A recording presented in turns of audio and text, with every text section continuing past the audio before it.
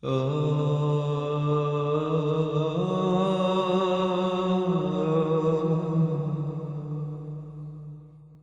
ma sœur, salam alaikum. En fait, je voulais savoir si les juifs et les juifs suivent bien les lois et les chrétiens aussi, donc ils iront au paradis. Bien sûr. Oh, tu dis bien sûr, moi je sais pas. S'ils suivent des lois, Ben oui, s'ils c'est appliquent On la a un loi. problème avec le mot musulman. Oui. Parce que nous, on croit que c'est ceux qui suivent le Coran. Bravo, c'est bien. Mais pour moi, en fait, non, Musulman, moi, c'est- il y a... musulman, Même les juifs et les chrétiens se conforment à leur livre. Les deux mots sont différents. Les deux mots sont différents. Bon, je vais essayer d'y répondre, mais vous vous rendez compte de la nature de nos questions. Normalement, ces questions-là sont censées être réglées. On doit passer à autre chose. Donc ça montre le désordre intellectuel dans lequel on est. On patauge là. On patauge. Mais on va répondre à la question. Et ensuite passer rapidement. La question déjà de qui rentre au paradis ou pas, un vrai croyant ne devrait pas se la poser. On ne peut pas se prononcer, c'est Dieu subhanahu wa ta'ala qui décide. Nous, on doit demander à Dieu de faire rentrer tout le monde au paradis. Et qu'il nous pardonne tous. Ça, c'est un premier point. Deuxième point, quelles sont les conditions pour rentrer au paradis? On a cité le passage tout à l'heure. Il a dit la suite. Les juifs, ceux qui ont la foi, ceux qui sont juifs, ceux qui sont chrétiens, ceux qui sont sabéens, en réalité, celui qui a foi en Dieu, qui a foi au jugement dernier, et qui fait de bonnes actions, celui-là rentrera au paradis. C'est ça la condition.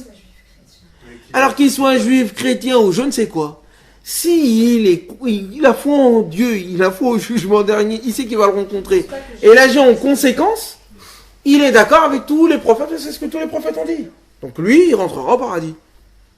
C'est ça la règle coranique. Donc si les juifs sont fidèles à leur livre, normalement ils iront au paradis. S'ils sont fidèles à leur livre. Comme si les musulmans... Ah, mais c'est comme nous. Ils l'ont changé. Je ne sais pas s'ils l'ont changé. Ce que je sais, c'est que la question, c'est pas les juifs et les chrétiens. La question, c'est nous. Je pense, Ousmane, il y a un déplacement. En fait, on est passé de la croyance en Dieu à la croyance en prophète. On a déplacé un peu le curseur. Du coup, les gens se disent, s'ils ne croient pas en tel prophète, bah, ils ne peuvent pas accéder au paradis. Mais c'est pas au prophète qu'il faut croire. C'est au message du prophète. Non mais attendez. Le problème, c'est que si quelqu'un connaît Moïse, d'accord, il dit, je crois en lui. Il dit, par contre, j'en prends avec Jésus. Alors Jésus dit la même chose que Moïse. C'est ce passage-là dont vous disiez tout à l'heure, vous disiez, quand le Coran dit, on ne fait pas de distinction entre les prophètes. On ne fait pas de distinction entre les messagers. Pourquoi? Mais comment tu peux faire la séparation entre, d'une part, Dieu, ses messages, et entre les messagers entre eux, alors qu'ils disent la même chose? C'est que... Attends. Shahada. La shahada, c'est si tu témoignes que Mohamed dit la vérité, bah, tu dis que tous les autres prophètes ont dit la vérité. Si tu traites Mohamed de menteur, tu as dit que tous les autres c'est des menteurs. Ouais, mais c'est quoi la shahada? Attendez, j'arrive. Moi, je finis juste sur ce propos-là. Donc, la question, c'est... On ne peut pas croire en Dieu si on ne croit pas en son message. Mais son message, il ne nous tombe pas du ciel. Hein? On n'a pas des inspirations comme ça qui tombent comme ça. Sinon, on ne fait plus la distinction entre ce qui est vrai et faux. Chacun suit son... Oh, l'Esprit Saint m'a parlé aujourd'hui. Non, t'as fumé, c'est tout. T'es fatigué, donc calme-toi. Donc, il a choisi une personne qui devient un exemple pour nous. Donc, ça, c'est les prophètes, les messagers. Très bien. Il nous rapporte le message de Dieu. Si je dois croire en Dieu, je suis obligé de croire en sa sagesse, qui est qu'il n'a pas laissé l'humanité dans le vent. Il faut qu'il dise à l'humanité qu'est-ce qu'il veut l'humanité. Très bien. Il ne l'a pas inscrit dans la tête de chacun d'entre nous comme ça. Il y a une voix qui nous parle comme ça. Oh mon Dieu, qu'est-ce qui se passe? Non, il n'a pas voulu ça. Il aurait pu le faire, mais il n'a pas voulu. Il a décidé d'envoyer un livre, un message, parce que c'est comme ça que les êtres humains fonctionnent. Les êtres humains, ce sont des... L'humanité, c'est des gens qui parlent, des gens qui écrivent, le verbe. C'est ce qu'ils notent. C'est ce par quoi Adam a commencé sa mission. Les noms.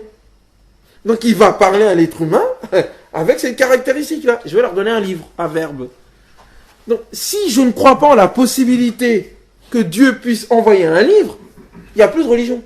Il n'y a plus d'enseignement. Oui, je crois en un Dieu comme ça, mais bon, voilà, il fait ce qu'il veut, je fais ce que je veux. Mais dans ces cas-là, la vie n'a plus de sens. Et si la vie n'a plus de sens, donc Dieu n'a pas de sens. Donc Dieu n'est pas Dieu. Donc c'est pour ça que les prophètes sont importants. Et qu'ils font partie des 6 piliers de la foi. Et donc la possibilité qu'il y ait des livres. Parce que si je ne crois pas en la possibilité qu'il y ait des livres, et donc la possibilité qu'il y ait des messages, je ne peux pas croire en Dieu, ou je ne peux pas obéir à ses enseignements. Et donc je dis que la vie n'a pas de sens, ou que la vie n'est que tributaire de mes passions. Donc dans ces cas-là, c'est la loi du plus fort. Est-ce que vous comprenez? C'est profond, les 6 piliers, là. On voit 6 piliers. Ça se tient. S'il y en a un, les 6 ou les 5. Bon, les 6.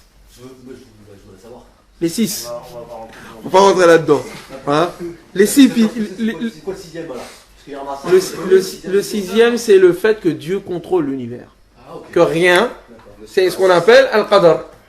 Que les rien ne se fait au hasard, hein, c'est pas le désordre. C'est important de comprendre que c'est pas le désordre dans le monde. Parce que ça permet à un moment donné de dire qu'il y a des règles, donc je peux réfléchir. Excusez-moi. Parce que si... Oui. J'ai l'impression que tu l'as bien résumé tout à l'heure en disant, tu as parlé de principe de séparation. À partir du moment où on commence à se séparer, tu vois ou pas, ça crée un conflit. Ça craint, mais parce qu'il y en a des gens qui disent, parce que le frère, ce qu'il disait tout à l'heure, c'est que les religions, effectivement, se sont recroquevillées sur la particularité, sur les personnes de leurs prophètes et sur la particularité de leur message, au lieu de voir l'universel. Donc ça a créé les idéologies que nous avons. Et donc, ils se mettent à séparer les prophètes entre eux en disant, celui-ci, je crois en lui, celui-là, non. Ou même toi-même, c'est de te séparer de... je sais pas comment t'expliquer. C'est comme quand tu dis on a besoin de quelqu'un. Je crois que la même racine de humain, c'est le Al-int mot veut que dire l'oublié. L'humain est l'oublieux. Si je me trompe pas en arabe. Oui, c'est ce qu'on dit. Mais non, à la base, Al-Insan ne vient pas de Nisyan. T'as pas les mêmes lettres. Non, non, ça vient pas de Nisyan. Ça, c'est une vision négative de l'homme qui a fait con. C'est Al-Uns. Parce que quand tu Al-Uns veut dire le besoin d'être avec quelqu'un.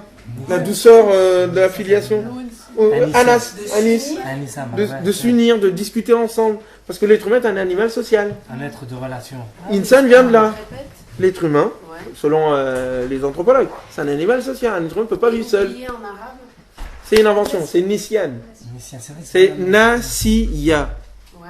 Alors que Insan, c'est Anasa. Ok, alors c'est pas les mêmes racines. C'est le fait qu'il y ait les mêmes lettres. Parce que c'est une vision négative de l'homme qui a fait qu'on a dit Insan veut dire l'oubli. Vous voyez, l'être humain, c'est un moins que rien, il est Ce oublieux. que je voulais en fait simplement dire, après je connais pas l'étymologie, c'est le fait qu'on parle souvent dans l'islam ou dans les autres religions. Souvenez-vous. Et du fait que les messagers ont été envoyés Pour faire souvenir. nous aider, voilà. Et que quand on lit le Coran, on pense généralement que cette connaissance, elle vient de l'extérieur et je l'assimile. Non, alors que c'est qu'il fait réveiller quelque chose qui est en nous. Je suis d'accord. C'est la fitra.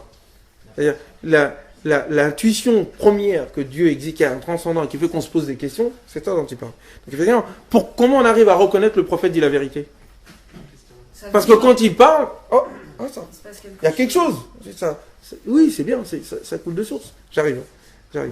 Mais moi, ce qui m'intéresse, c'est que le problème des religions et de leur guerre, c'est parce que les religieux ont commencé à traiter leurs messagers comme les hooligans traitent leurs équipes de foot.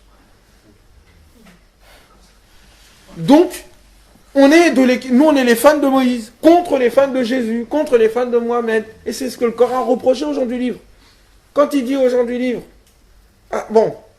nous on croit en Dieu, on croit en ce qui a été révélé à Abraham, en ce qui a été révélé à ses enfants, Israël, Ismaël, etc., aux 12 tribus, à ce qui a été donné à Moïse, à ce qui a été donné à Jésus, et à tout ce qui a été donné à tous les messagers. Et nous ne faisons aucune différence entre eux. Et nous sommes musulmans pour lui. Dans le sens étymologique, nous sommes en paix avec lui, pas soumis. Après, il dit, le Coran reprend, il dit, fa'in tawalla. Et si il se détourne de ça, de toi, à cause de... Donc, il parle aux juifs, aux chrétiens, qui ont dit, il faut que vous soyez juifs ou chrétiens pour aller au paradis. Le Coran dit non, il faut croire en ces choses-là. Fa'in tawalla, aussi, ils se détournent de toi, fa'in hum fi shiqaq, ils sont dans un esprit de clan. Shiqaq. De séparation. Oui, ils sont dans des camps, ils ne sont pas dans pour la vérité. Ils défendent leur secte. C'est du tribalisme ou du sectarisme. Donc, le problème des religions, c'est ça, c'est que ce sont les sectaires qui ont pris le dessus et qui ont interprété la loi et les révélations en fonction de l'intérêt particulier de leur secte. Et c'est ça que nous, on a hérité. Et que les prophètes ensuite viennent corriger. On dit non, c'est pas ça. Allez, hop, on revient tout ça, on revient à la source. Mais quand la source elle-même a été soit trop falsifiée ou elle était juste adaptée à une époque, une nouvelle révélation vient, un nouveau livre. Le dernier qui est venu faire une synthèse, une reprogrammation de tout le logiciel. Non, il n'a pas corrigé la Torah. Il fait une mise à jour. Donc, non seulement il est venu, il a dit, bon, voilà ce qui a été dit avant. Tous les prophètes ont dit ça. Le principe, on ne fait pas de séparation entre eux. Par contre, leurs adeptes, ils ont fait telle et telle et telle erreur. D'où les histoires qu'ils nous racontent. Donc il faut qu'on tire des expériences d'eux. Et ensuite, il nous dit, voilà la stratégie pour l'avenir. Vous êtes une seule et même nation. Vous êtes la communauté du juste milieu. Donc vous pouvez parler avec l'ensemble des communautés. C'est ça que le Coran nous donne. Moi, je peux parler avec un chrétien, un juif, même un athée, je peux lui parler. Parce que l'athée, au moins, il est d'accord avec moi sur une chose, il n'y a pas de Dieu. Si ce n'est Dieu. Oui, c'est la Alors, moi, oui, mais vous comprenez. Donc le Coran, c'est ça sa force. Elle est cosmique. Tu peux parler avec tout le monde. Parce que c'est la seule révélation qui dit que tous les peuples ont eu un prophète. C'est je ne sais pas si vous vous rendez compte, hein. Il faut lire Blaise Pascal.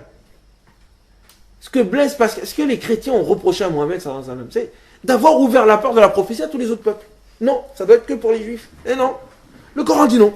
Il n'y a pas d'oligarchie de prophètes là. Tous les prophètes ont été chez tous les peuples. Jésus aussi. Alors eux ils ont dit, et que l'islam est universel. Les juifs disent c'est pas universel, c'est que pour notre tribu. Donc le Coran est une critique frontale contre ces deux déviances.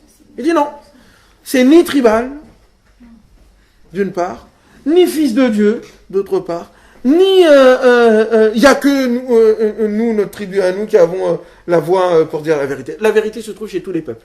Et moi, Coran, je suis venu synthétiser et donner les moyens à tout le monde de pouvoir et reconnaître ce qu'il a de vrai chez lui et de se relier avec les autres.